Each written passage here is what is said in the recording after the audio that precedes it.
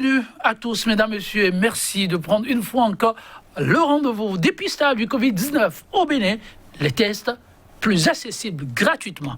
Oui, pour en être bénéficiaire, il faut impérativement débourser 25 000 francs CFA, excepté les cas suspects. Aussi, les tests Covid-19 pour les voyageurs au départ et à destination de l'aéroport de Cotonou sont-ils maintenus à 50 000 francs CFA et 75 000 francs CFA selon qu'on a décidé de le faire, le dit test, au Palais des Congrès, et 75 000 francs CFA selon qu'on a opté pour le centre VIP. Ces options et bien d'autres, mesdames, messieurs, dont l'obligation vaccinale divise et alimente bien des polémiques au regard des dispositions pourtant prises par l'UEMOA. L'État béninois serait-il devenu mercantile face à la pandémie? La grosse interrogation au cœur de cette émission, regard croisé d'un médecin urgentiste et d'un spécialiste en droit humain. Ce sera autour du thème Covid-19 et polémique vaccinale au Bénin. Des approches à repenser. Déjà, en notre compagnie, Dr Nandé Théo Kokode. Oui, le président du parti encore. Mais ce n'est pas le profil que nous recevons. Nous recevons beaucoup plus pour vous, le médecin urgentiste et épidémiologiste. Il est là pour nous apporter son regard et ses contributions, surtout pour améliorer ce qui se fait. Dr Nandé Théo Kokode, bonjour à vous. Bonjour, monsieur Yetondi, bonjour le plateau. J'espère que vous allez bien et j'espère que Cotonou se porte bien. Merci de me recevoir sur votre plateau. C'est un plaisir partagé. Mais je me permets de rectifier. Oui, je suis président du mouvement. Oui, encore, pas du parti. Qui rêve grandir. Du parti encore, merci. On vous souhaite de grandir, voilà. Merci pour la précision. En face de vous, Landry Angelo Adelakou, juriste, il est consultant en droits humains. Il n'est plus à présenter, il a accepté d'apporter sa contribution. Les Béninois font-ils un peu trop dans la précipitation ou dans l'exagération des faits? Le spécialiste nous dira un peu ce qu'il en est par rapport aux questions d'obligation et ce que disent les tests. Landry Angelo Adelakou, bonjour à vous. Bonjour monsieur le journaliste, bonjour chers téléspectateurs et internautes de Sika TV. Et vous répondre merci à vous une fois encore pour la disponibilité. Dr Nandé Théo Kokode, je me retourne d'abord vers vous. La prise en charge globale de la maladie, pour parler de Covid-19 au Bénin, comment appréciez-vous les efforts qui se font dans ce sens? Mais disons, je vous remercie. Je pense que on ne peut que féliciter les efforts, parce que fournir des efforts, c'est quelque chose, et puis obtenir des résultats, c'est autre chose. Donc déjà, la volonté qu'a ce gouvernement-là de fournir des efforts pour lutter contre cette maladie et cette pandémie du Covid-19 est appréciée. Mais bon, ceci fait, je pense qu'on ne peut pas aller plus loin que ça. On ne peut pas aller plus loin que ça parce que nous avons opté pour une politique de prise en charge de la maladie assez exceptionnelle en utilisant une chimioprophylaxie à base de chloroquine et puis d'autres adjuvants comme le zinc et autres choses.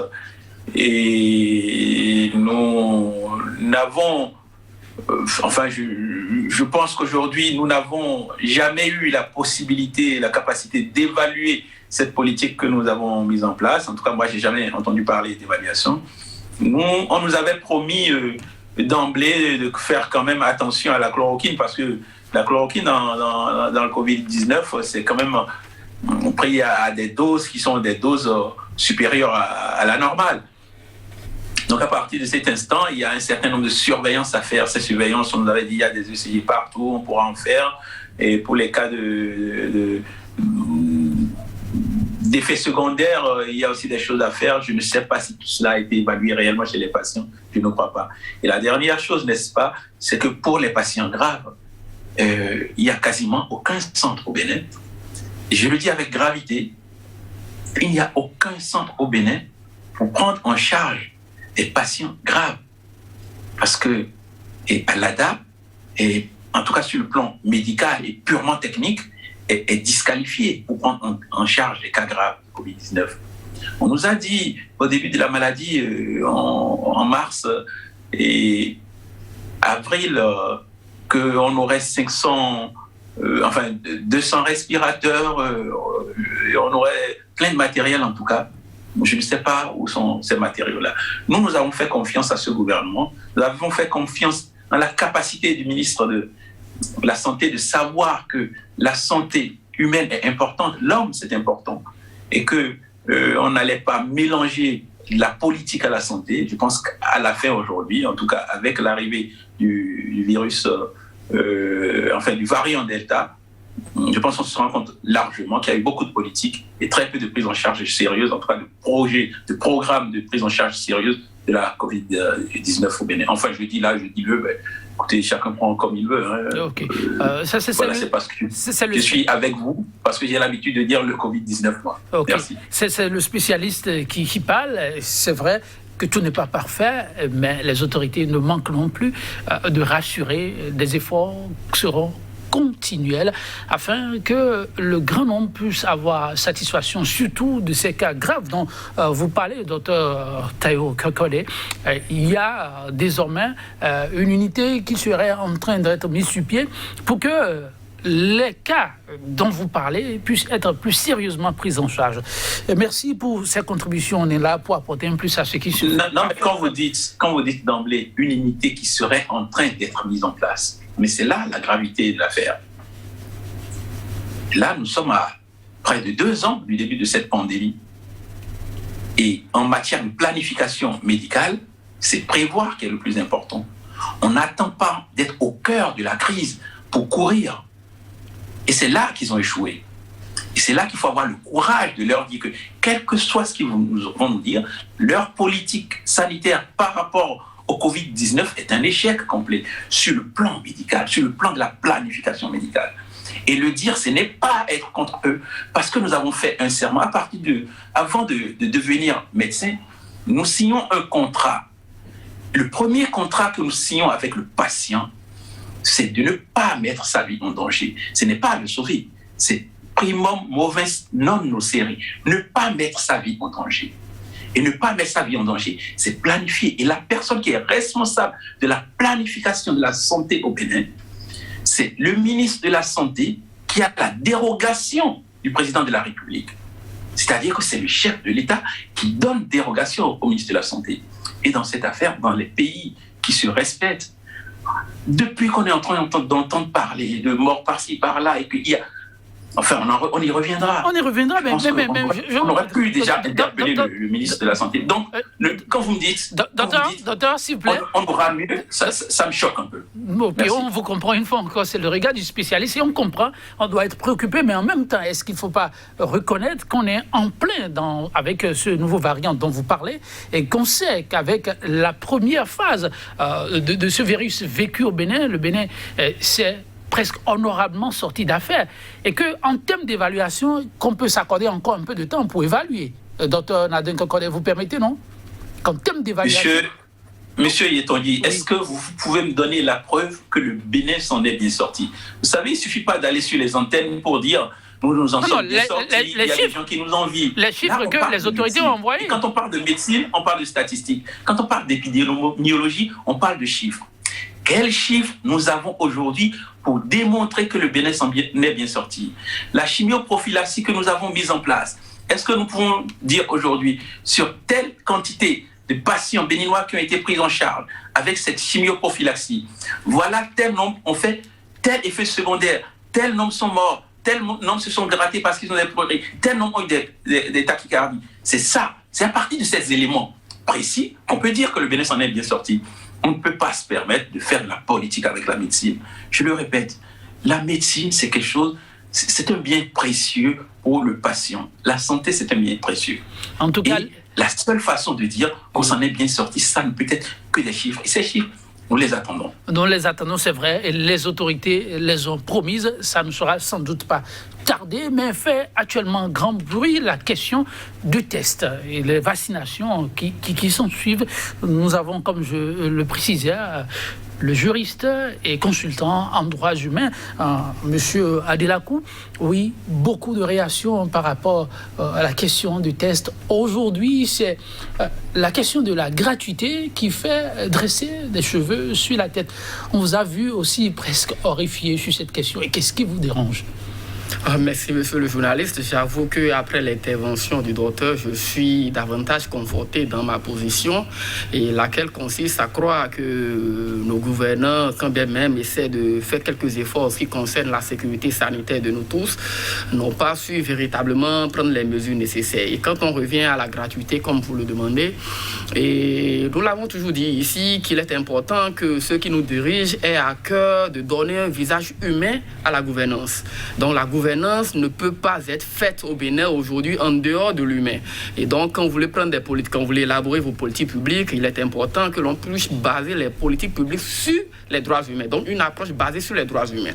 Et lorsque nous avons démarré cette affaire, nous sommes partis des tests qui, d'abord, étaient gratuits et progressivement, et ça, je l'ai vécu, j'aime bien être factuel avant de venir parler, je l'ai vécu, nous avons fait le déplacement sur le palais des congrès avec un ami, et pour essayer d'anticiper un test pour voir si en temps il n'avait pas un petit souci parce qu'il devait effectuer un voyage, même pas précaution puisque nous sommes en Afrique.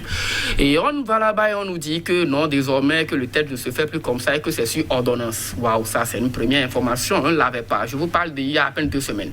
On ne l'avait pas, sur ordonnance. Cela voudrait dire qu'il faut aller d'abord à l'hôpital, en tout cas voir un médecin avant. Et quand on considère que nous sommes dans un État, en tout cas au Bénin, un État qui n'est pas où les citoyens ne sont pas tellement habitués à se rendre dans un centre de santé, et ça il faut être factuel également et comprendre, on peut vouloir rêver, mais il faut être quand même réaliste, il faut être pragmatique. Et on nous dit sur ordonnance, cela voudrait dire que quelqu'un comme moi, qui par exemple a eu la chance d'aller dans un centre de santé il y a environ 20 années en arrière. Ah bon? Oui, je vous le dis, la nature Sérieusement? Sérieusement. Ça, dans le centre de santé il y a 20 ans? Je vous assure, sauf pour aller rendre visite à quelqu'un. Donc la nature... Vous-même, vous n'allez pas dans le centre de santé? Non, je n'y fais pas, la nature m'a comblé. Et donc, quand vous êtes dans cette situation, vous dites désormais d'aller dans un centre, aller prendre un carnet ou bien quoi, je ne sais pas comment ça fonctionne. Je ne suis pas habitué personnellement. Et je suis certain qu'il y a nombreux qui sont dans mon cas et qui n'ont pas de soucis de santé, ces petits soucis pour aller... Et maintenant, on nous dit un test. Il faut d'abord aller chercher l'ordonnance. Là, on a vu un premier blocage parce que si je devais même le faire de façon volontaire, cela me décourage. D'avance, je ne veux pas me rendre dans un centre de santé, je n'ai même pas le temps à perdre. Ça, c'est un. Mais on s'est dit ici... Toutes mes excuses, mais allez dans non, c'est pas un temps à perdre. Voilà. Dans un centre de santé pour se faire soigner. Voilà. Oui, c'est pas un temps à perdre pour se faire soigner, mais pour la Covid-19, vous savez, je vous l'ai dit, je comprends la position du docteur, il est en France. Il faut être pragmatique. Je viens du Nord. Il y a quelques semaines, j'ai fait 3 semaines dans le Nord. J'ai fait Kouandé, Dougou, Péonko, Kandi et autres, Kérou. Mais j'ai vu. C'est pour vous dire que je suis désolé, mais je suis factuel. Cette histoire de Covid-19 n'est valable qu'à Cotonou et sur les réseaux sociaux. Je vous en prie. Et ça, je vous le dis, je voudrais que ceux qui nous dirigent et dont les autorités sanitaires puissent faire une descente à l'intérieur du pays. Vous voulez dire nous avons été formés. C'est le laisser-aller total. Ah oui, ça je vous le dis. Oui, je vous le dis. Nous avons été formés des gens, c'est pas des moindres. Des gens, je ne veux pas appeler, je ne veux pas catégoriser. Mais chaque fois que nous entrons dans les salles, pour les former, on vous dit, monsieur le formateur, enlevez cette histoire-là, il n'y a pas Covid-19. Et nous avons eu la chance. Non. Encore récemment, là? Je vous jure, je vous parle du... Avec le nouveau variant? Je vous assure tout, je vous dis, je vous parle du pays avec le nouveau variant. Nous étions là-bas. Vous mettez vos masques, des populations vous demandent de les enlever. Si c'était même des populations simples, on aurait compris. Je vous dis, le haut niveau des gens, des intellectuels, des cadres, nous avons été les formés. Je ne veux pas préciser quelle couche il s'agit. Mais les gens nous disent non. Et avec eux, c'est pareil. Mais quand vous entrez également dans les villes que j'ai citées, vous constatez que les gens n'ont rien à... Vous n'avez pas de cache-nez à voir chez quelqu'un, donc de masque. Non. Donc les gens se comportent comme s'il n'y a même pas de virus. Et peut-être qu'avec les chiffres, comme le disait le docteur, si on avait les chiffres, peut-être qu'on aurait su dans ces localités s'il y a eu un fort taux de contamination, de décès ou de cas graves et autres. Donc voilà ce qui se passe à l'intérieur du pays. Mais ici, nous sommes assis à Cotonou et sur les réseaux sociaux, nous parlons de ce que nous constatons à Cotonou et sur les réseaux sociaux, qui sont également des faits vrais. Donc, en nous disant d'aller pour les ordonnances, on a compris qu'on allait vers quelque part parce que nous avons compris que quand vous suivez les hommes qui gouvernent, en tout cas dans tous les pays, ils ont une démarche un peu progressive. Du jour au lendemain, On constate tout simplement que désormais, pour les tests qu'on a appelés par convenance, c'est 25 000 francs. Et pour ceux qui sont des cas suspects, le test est gratuit. Donc, nous avons créé, on a fait de la catégorisation. Il y a une catégorie pour laquelle le test est gratuit, il y a une autre catégorie pour laquelle le test est payant. Mais ce qu'on appelle test par convenance, c'est quoi? Cela voudrait dire que je suis chez moi ou bien ici, je suis content, je me lève, je vais faire un test. Nous estimons que quand les gens vont faire un test, c'est parce qu'on a au moins une présomption, on a un doute. On voudrait s'assurer que l'on est réellement en pleine santé, que l'on n'est pas un de ces cas dont on nous parle, que vous pouvez être porteur et nécessairement ne pas développer des signes, ou bien que le signe que vous êtes en train de développer vous-même, ou bien votre intuition ne vous a pas trompé. Mais aujourd'hui, pour une question de sécurité sanitaire, notre État a préféré distinguer entre ceux qui vont faire des tests par convenance et puis on a mis 25 000 francs. Mais je pense que 25 000 francs, quand on est en droit de l'homme, nous parlons des questions d'accessibilité. Et quand on parle d'accessibilité, ce sont des principes qui vont au-delà de tout, je dirais, de tout cet arsenal juridique que nous connaissons. L'accessibilité, elle peut être physique ou économique et donc financière. Nous sommes en matière d'accessibilité ici économique. Vous pensez que c'est un frein? Absolument. Je vous rappelle, vous connaissez le SMIC. Au Bénin, nous tournons autour de 40 000 francs de francs CFA. Et un État qui a un SMIC qui est basé, qui s'arrête à 40 000 francs et qu'une personnalité de ce pays a estimé tout récemment qu'il n'est même pas objet de débat, qu'on ne veut même pas faire une révalorisation, qu'on ne veut même pas augmenter. Pour le moment, cela n'est pas encore une question d'intérêt pour eux. Et on dit, dans 40 000 francs, il faut aller payer 25 000 francs pour des tests Covid. Et j'ai appris, et ça je ne l'ai pas vécu, une cousine à moi l'a vécu, elle m'a dit que quand vous allez même, et ça se comprend également, chez les médecins, et que vous payez autour de 1300 francs CFA. D'abord, donc peut-être pour les petits papiers, les carnets et autres, ça se comprend, n'est-ce pas? Donc vous ajoutez cela aux 25 000 francs, ça fait environ 27 000 francs, n'est-ce pas? Mais, disons, quand vous avez un pays comme ça, où il y a le chômage il est endémique, et puis il y a la question, donc, la question même du travail décent qui n'est pas garanti, la question du SMIC qui n'est pas garantie, les gens qui font face à des problèmes de logement, les gens qui naturellement étaient déjà face à des problèmes de santé parce que n'ont pas assez, accessibilité économique bien évidemment, aux soins de santé comme il le faut, et on se lève du jour au lendemain et on dit 25 000 francs. Vous allez voir, s'il y avait les statistiques, et ça je voudrais qu'on soit aussi factuel, s'il y avait les statistiques, vous allez voir certainement que l'effectif de ceux-là qui vont vers ces tests a sûrement dégringolé depuis que nous avons érigé le principe de l'argent en mode de gouvernance sanitaire également. Non. Est-ce que, il ne faut pas mettre du bémol, oui, docteur Nadine Kokole, est-ce que l'on peut parler de l'argent érigé en principe quand on voit les mesures prises dans ce sens-là par l'autorité? Est-ce qu'on ne peut pas l'expliquer? Oui, bon, vous savez, d'abord, je pense que les tests de convenance peuvent exister.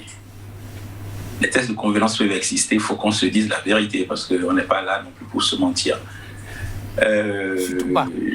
On peut faire un test pour une raison ou une autre. Moi, j'ai plein de gens qui disent j'ai envie de savoir, tout simplement, alors qu'ils n'ont aucun signe. Voilà. Et c'est ça qu'on appelle un test de convenance. Oui. Et ça ressemble un peu à de la pagaille. Vous n'avez rien, alors qu'il y a des gens sérieux là. L'État est débordé, mais il y en a qui se lèvent. Non, c'est pas de la pagaille. Ah oui, ça ressemble à quoi? Ça s'appelle de l'anxiété.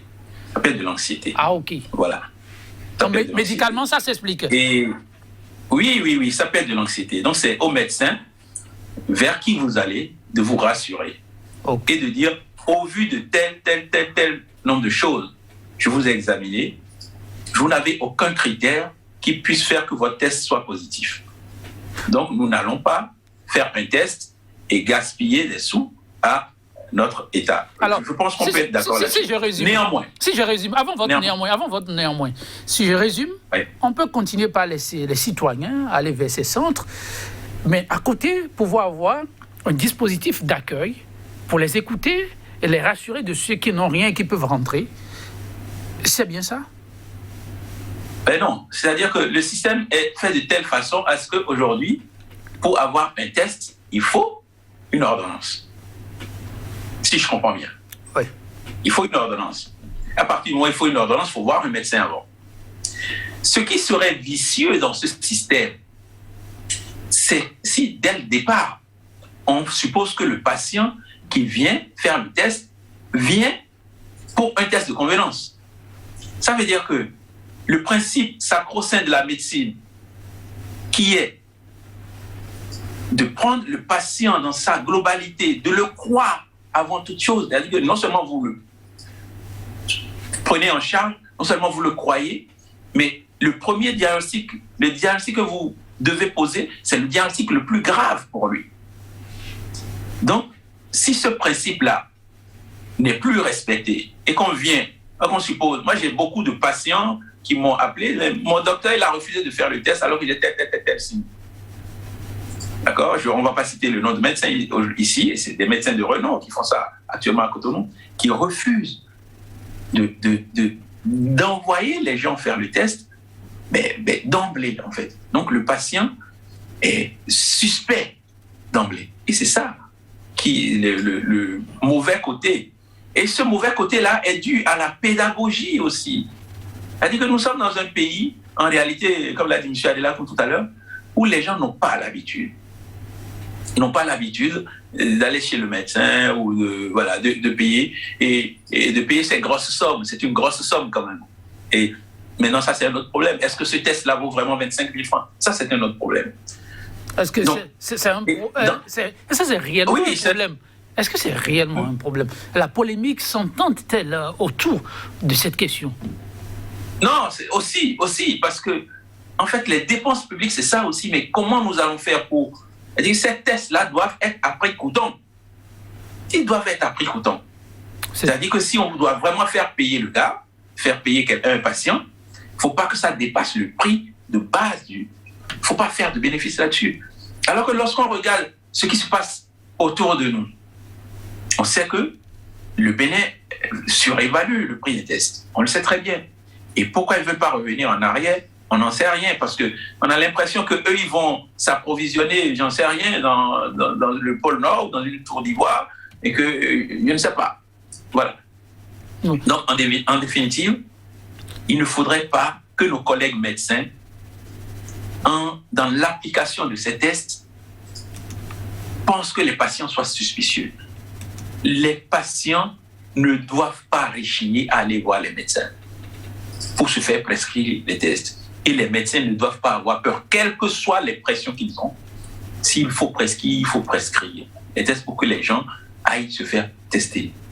Voilà. Si moi, là où je suis aujourd'hui, je connais quand même, là, en un laps de temps, une dizaine de morts. Je suis un des 12 millions de Béninois et que je connaisse une douzaine de morts, à moins que ceux qui meurent ne soient que des gens que je connais.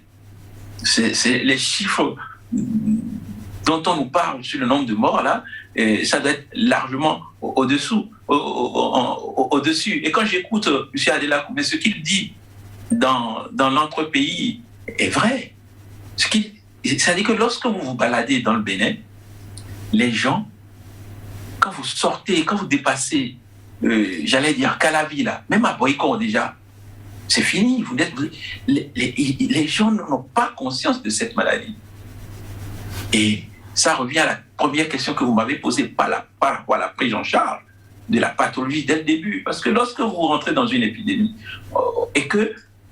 et vous êtes en période électorale et que vous privilégiez les élections et que vous rassemblez des gens là où il faut faire de la distanciation et que vous ne faites pas attention aux masques, voilà. Donc vous donnez l'impression aux gens que cette pathologie n'existe pas. Le peuple n'est pas comme ça aujourd'hui parce que, non, il y a de l'éducation, après l'information pour la santé, il y a l'éducation. Et après cette éducation, il y a encore la communication, ce fameux système IEC dont on parle. Mais il y a eu l'information, on s'en est arrêté là. Il n'y a pas eu d'éducation réelle. Aujourd'hui, vous demandez aux médecins qui ont distribué des masques lors du début de cette pathologie, de distribuer des masques encore aujourd'hui, ils vont vous dire non. Nous distribuons des masques, moi je ne sais pas combien de milliers de masques j'ai distribués, nous distribuons des masques et devant vous, les gens l'enlevaient parce qu'ils ne comprennent pas pourquoi vous les obligez à mettre des masques alors que l'autorité se regroupe dans des salles ou autorise des fêtes. des choses comme ça. C'est de tout ça. Et c'est tout ça, la politique gouvernementale, qu'il va falloir évaluer à un certain moment. Donc, quand ils vont venir nous parler, parce que j'entends parler d'une évaluation qui arrive, mais c'est de tout ça dont nous allons parler. Parce que s'ils veulent évaluer en extrayant l'aspect éducation, l'aspect communication, l'aspect aller vers le peuple pour lui dire, c'est que ils voudront nous mentir. Donc, en tout cas, le ministre de la Santé... Pour répondre à votre question, on peut se permettre, dans un pays, de faire des tests par convenance, parce que le patient doute. Et sur ces tests par convenance, hélas, il y en a quelques-uns qui sont quand même positifs. Ouais. C'est ça. Donc, tout est à prendre en charge. La question du pouvoir d'achat par rapport au montant finalement fixé, il va falloir y penser aussi? Bon, ça ne dépend pas de moi. Vous voyez, lorsque moi, j'essaie de me détacher un peu de la responsabilité du pouvoir. Merci, on comprend. Parce que ceux qui sont là, ils ne nous donnent aucune information. Est-ce que vous connaissez le coût de revient du vaccin? Est-ce que vous connaissez les moyens, tous les moyens d'accès au vaccin? De temps en temps, on sait que la Chine nous a donné le premier lot, on sait qu'on a tel lot, on sait qu'on a tel lot, mais quels sont les dessous des contrats? Personne n'est au courant. C'est quoi le coût? Est-ce que le Bénin paye réellement pour avoir les vaccins? Voilà, c'est des questions qu'il faut se poser et auxquelles on a besoin de réponses avant de pouvoir répondre, et sinon de faire de la démagogie à votre question. Merci, docteur. Je reviens vers l'IEC, mais en attendant, docteur, je dis docteur, voilà, oui, monsieur Adélacou, faudrait-il passer au peigne fin un peu ce que l'État dépense pour comprendre finalement la pertinence? Parce que quand on suit le docteur, tout peut s'expliquer. C'est vrai, le pouvoir d'achat des Béninois est ce qu'il est, mais les intrants, ce n'est pas banalisé. D'ailleurs, on a suivi l'autorité qui a expliqué que le stock dont le Bénin disposait a été payé à un montant donné. Il va falloir entrer en possession des sous avant de voir s'il faut prendre d'autres mécanismes. Est-ce qu'en attendant d'avoir plus de précision, on ne peut pas mettre tout ceci dans le registre des dépenses effectuées qu'on ne connaît peut-être pas encore? Ah oui, je pense que nous pouvons comprendre effectivement que lorsqu'un État quand même fait l'effort de sortir de l'argent de sa caisse pour s'approvisionner, que cet État puisse réunir tout au moins ce qu'il a sorti. Nous allons juste prier et nous assurer que nous ne sommes pas en train de faire du business, parce que une chose est de retrouver ce que l'on a dépensé, une chose est de vouloir faire des bénéfices sur ce que l'on a dépensé. Ça, nous ne l'avons pas, et au nom du droit à l'information, on ne l'a pas, et nous demandons quand même à avoir cette information. Mais au-delà, je voudrais être encore précis. Okay. Moi, je suis en droit de l'homme, et je vous dis, en droit de l'homme, les principes sont clairs. C'est ce qui fait que lorsque vous gouvernez dans une approche, comme je l'ai dit, dans une approche basée sur les droits de l'homme, personne n'a de soucis. Personne n'a de soucis parce que nous sommes là sur un terrain de ce que nous appelons les droits socio-économiques et culturels. Ça n'a rien à voir avec les questions de liberté, ça n'a rien à voir avec les questions de droits civils et politiques. Nous sommes là dans des questions qui touchent tout le monde, quelle que soit votre appartenance politique. Et donc, lorsque vous prenez le Bénin, je vous dis une fois encore, il est bon de rêver. Nous aimons l'élégance, nous voulons rêver, nous voulons être un grand État, un grand pays, mais au-delà, il faut être réaliste. Oui. Il faut être réaliste, il faut être dans le peuple.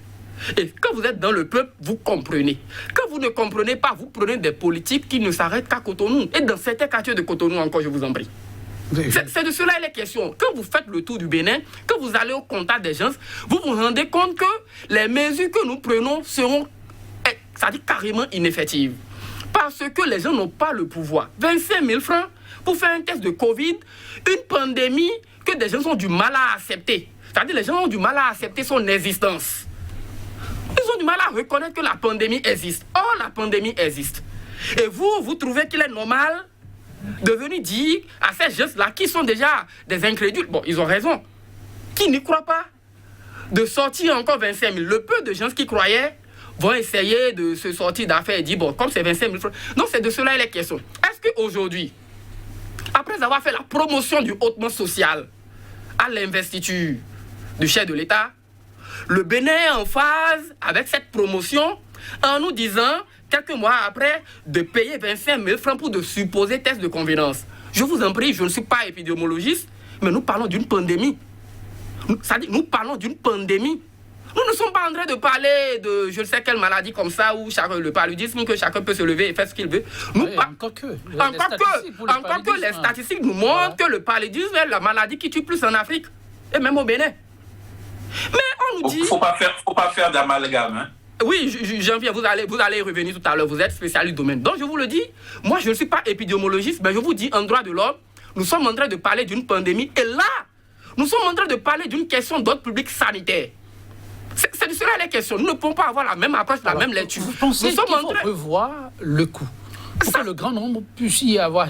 Ma position, elle est claire là-dessus. Je ne veux pas savoir combien a été déboursé, effectivement, on peut comprendre. Mais il est important aujourd'hui, par rapport au pouvoir d'achat, par rapport à ce que vivent les Béninois, de revoir le coût. Et vous dites, c'est vrai que peut-être le Bénin a acheté les choses et autres. Mais on va faire une similitude. Une similitude. Oui. Le Bénin est membre de l'UEMOA, on est d'accord. Oui. On reviendra sur la question de l'UEMOA. Pour que vous puissiez comprendre le coût. Un instant. D'accord. On va revenir à la question de l'UEMOA. Je présume que M. Adelakoun veut nous dire que le test coûte moins de 5 000 francs normalement. Non, docteur, il ne l'a pas encore dit. Docteur, puisqu'il est là, il est... La réalité, c'est que ce test coûte certainement moins de 5 000 francs. S'il vous plaît, docteur, M. Adelakoun ne l'a pas encore dit, il est là, il aura la parole. Mais je vais vous demander, s'il vous plaît, l'épidémiologiste disait tout à l'heure que les intrants, il faut en tenir compte parce que l'État sort de l'argent. Il faut vraiment retour sur investissement, comme on dit de façon triviale. Maintenant, quand on suit l'acteur, le spécialiste des questions en droits humains, pour la sauvegarde ou la protection du grand nombre, est-ce qu'on peut demander à l'État de faire le sacrifice en revoyant, quand on connaît aussi le train de vie des populations? Est-ce que c'est possible? Monsieur Yetanguy, vous savez, on ne peut pas se renier. L'épidémiologiste est doublé d'un acteur politique qui parle de temps en temps certainement en tant que politique. Mais je pense que j'ai suivi la démonstration de M. Adelakoun et je suis persuadé qu'il en sait certainement beaucoup mieux que moi pour ce qui est des droits sociaux et culturels, et je sais que c'est de ça dont il s'agit, et sa démonstration me convainc à loisir. Ah bon, sa démonstration vous convainc. Si c'est le cas, je la poursuivre par rapport aux décisions de l'UEMOA, c'est vrai, le Bénin appartient à une zone donnée, comme on dit, mais pour autant, l'État, la question revient de façon persistante, en toute souveraineté, ne peut-il pas se permettre un certain nombre de décisions? L'acteur des droits humains, souvent, est revenu là-dessus, balayant cela d'un revers de main. Là, on est sur un terrain de santé publique. Monsieur Adelakoun, est-ce qu'on ne peut pas faire des concessions, d'autres concessions, et comprendre l'État dans la dynamique actuelle? Ah non, nous comprenons l'État, je pense, nous comprenons l'État. Et j'ai l'habitude de dire une chose, même si les internautes ne comprennent pas souvent, je dis, chacun parle en fonction de sa position. Eux, ils sont de l'exécutif, ils ont des raisons de prendre les décisions qu'ils sont en train de prendre. Et quand vous prenez par exemple deux individus, il y a un qui est un peu aisé, il y a l'autre qui est moins aisé, nous n'allons pas réfléchir et penser de la même façon. Et donc moi, je fais partie de la classe des prolétaires, et donc de ceux que quelqu'un en France a appelé à l'époque les riens. Donc je veux parler d'Emmanuel Macron, même si Jean-Luc Mélenchon lui a rappelé après que ce sont les riens qui font la révolution. Donc moi, je suis de cette classe-là, et par conséquent, je raisonne comme celui qui appartient à cette classe. Je ne suis pas de l'exécutif, je ne suis pas un milliardaire, je ne suis pas un millionnaire. Alors, l'État, nous le comprenons. Mais nous disons à l'État, puisque c'est nous tous, de penser aussi à équilibrer pour que chacun puisse se retrouver dans ce que nous sommes en train de faire, c'est tout. Et prenons la décision de l'UEMOA, vous allez voir que à sa 22e session ordinaire, dont les chefs d'État de l'UEMOA et autres, ils ont décidé de l'harmonisation des frais de test Covid au niveau des aéroports. Oui. Et donc, ils ont décidé à ce que les tests puissent être à 25 000 francs de francs CFA, pas de francs guinéens, de francs CFA, 25 000 francs de francs CFA, et que les tests faits dans un État de l'UEMOA puissent être reconnus et donc acceptés dans un autre État. Parce que je voudrais rappeler ce qui se faisait par exemple quand on prend notre pays, c'est que pour quitter l'aéroport international Bernadette Cardinal Ganty de Cotonou, vous allez d'abord au palais des congrès. Pour le cadre normal, les 50 000 francs, vous faites un test et on vous dit c'est 50 000 francs. Bon, ça fait 51 125 francs. 51 125 francs que vous payez, donc, que vous payez d'abord, vous faites les appels et tout. Et vous prenez les résultats, vous voyagez, vous atterrissez dans le pays où vous allez. Si le pays, par exemple, reconnaît les tests faits ailleurs, il n'y a pas de souci. J'ai fait l'expérience avec le Burkina Faso. Donc, là, on fait le test ici, arrivé au Burkina, et ils ont juste contrôlé si on avait un test, et puis on est rentré dans le pays. Et quand il s'agissait encore de revenir au pays, chez nous, ici au Bénin, au Burkina Faso, le test est encore gratuit. Cela voudrait dire que quand vous atterrissez, on reconnaît le test fait d'ailleurs. Quand vous voulez quitter le Burkina Faso, on vous fait le test gratuitement, indépendamment de votre nationalité. C'est ça. Donc nous l'avons fait également et nous sommes revenus ici. Mais une fois revenus encore à Cotonou, il fallait encore faire...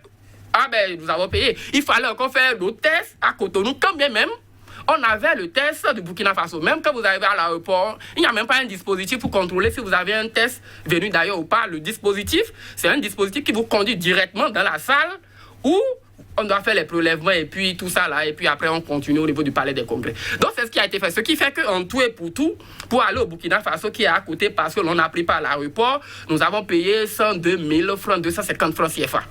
Si le Burkina Faso était resté dans la même logique que le Bénin, nous aurions payé 204 000 francs 500. 204 500 francs CFA. Donc, ouais, c'est ce que nous aurions payé parce que, oui, nous sommes allés au Burkina nous faire former pour revenir et pour rester sur votre plateau et aller former les gens à l'intérieur du pays et pour contribuer au développement de notre pays. Voilà ce qu'on nous fait faire. Et certains ont l'habitude de croire que ceux qui prennent pas l'aéroport sont des gens nantis. Non, c'est faux. Moi, je suis suffisamment pauvre. Mais lorsque vous êtes pauvre, il y a plusieurs manières de trouver les opportunités. Et c'est ce que nous autres, nous espérons. Et donc, quand on nous applique de ces règles, nous sommes en train de comprendre que notre État, pour nous, c'est notre compréhension, on peut se tromper, n'est pas en train de célébrer l'excellence, n'est pas en train d'encourager ses citoyens à aller au-delà de leur minimum, de leurs moyens, pour apprendre davantage, pour avoir des connaissances, pour avoir l'expertise et revenir développer le pays. Parce que si nous étions au Burkina Faso avec au moins 8 nationalités, donc les membres de l'UEMOA, les gens ont quitté la Côte d'Ivoire, le Mali et autres. Mais c'est seulement le Bénin. Je vous assure, et ça je le précise encore, en regardant droit dans la caméra, c'est seulement le Bénin qui a eu à payer doublement tel que nous l'avons fait. Nous étions deux, j'étais avec une collègue, une amie. Nous étions deux. C'est seulement le Bénin. Toutes les autres délégations n'ont payé les tests que pour quitter leur pays. Et puis, le test qu'ils ont eu à faire à Ouaga avec nous était valable pour entrer dans leur pays. C'est seulement le Bénin. Mais après, l'UEMOA a compris.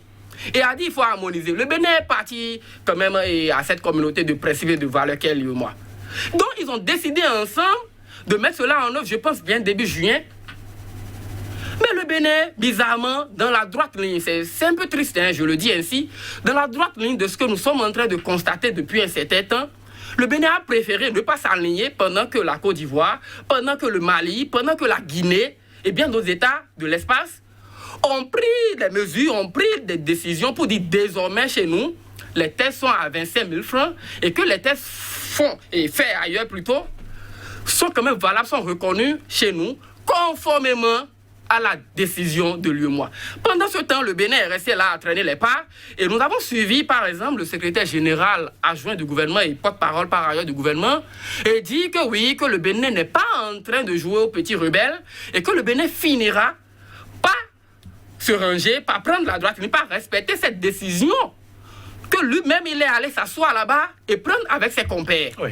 Nous en étions là quand on nous a dit oui, que parce qu'on a pris, vous voyez, les raisons comme si on a acheté des instruments, il faut d'abord vider ça et tout. Mais c'est dans ça nous étions, et jusqu'alors nous vous parlons, on n'a même pas encore fait le nécessaire pour revenir à 25 000 francs et accepter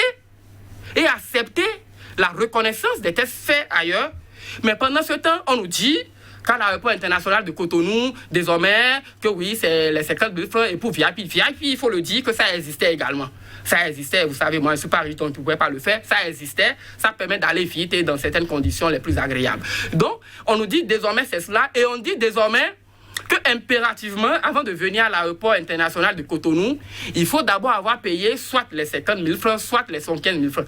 Parce que l'exemple que je vais aussi vous dire là, pour être factuel, c'est qu'en tant que vous voyagez ainsi, vous pouvez atterrir à l'aéroport de Cotonou sans avoir payé les frais.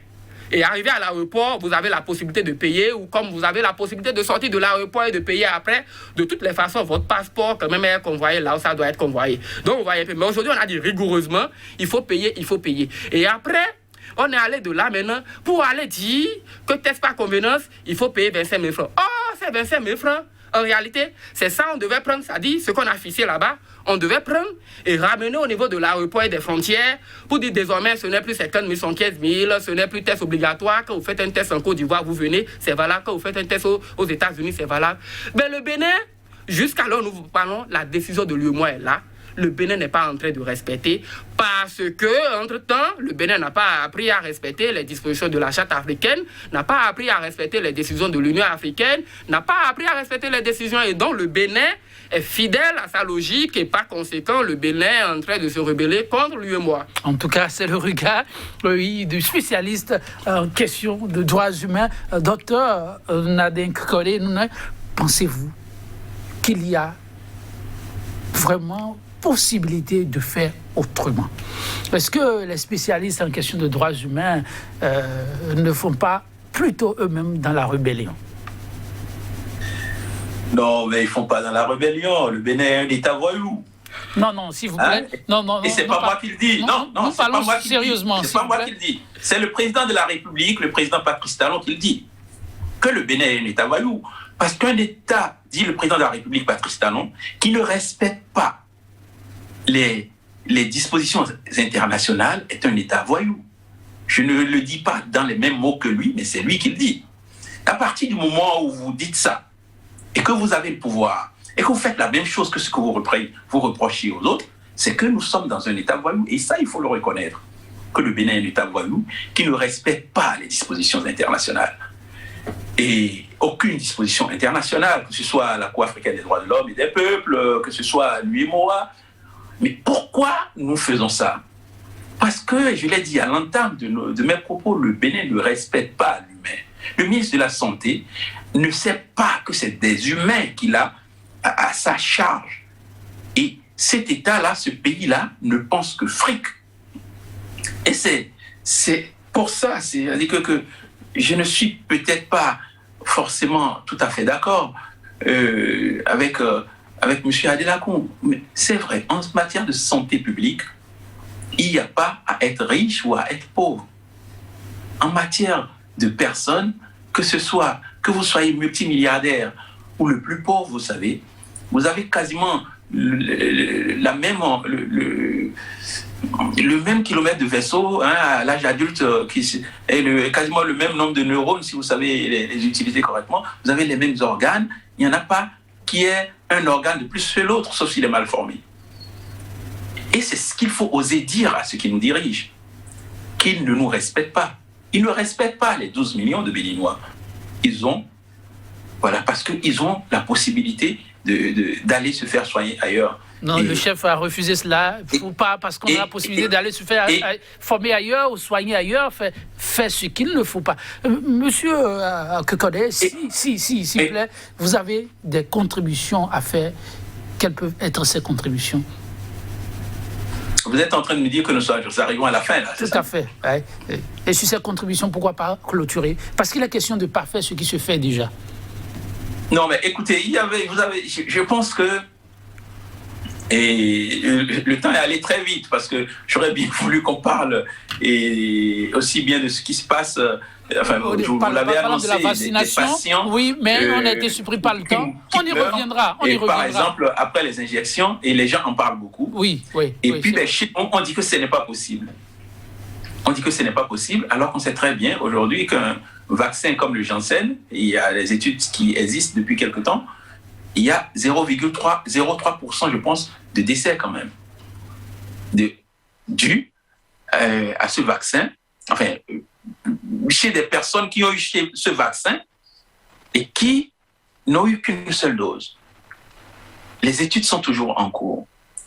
Je dis, il faut respecter les nôtres et mettre en place des systèmes d'évaluation, de recueil des données. C'est quand même pas compliqué de dire à celui qui a pris un vaccin, lorsque vous ressentez tel symptôme, appelez-nous. Ou bien de dire aux familles, à tous les Béninois, Si jamais vous avez l'impression qu'un des vôtres est mort à cause du vaccin, voilà un numéro que vous appelez.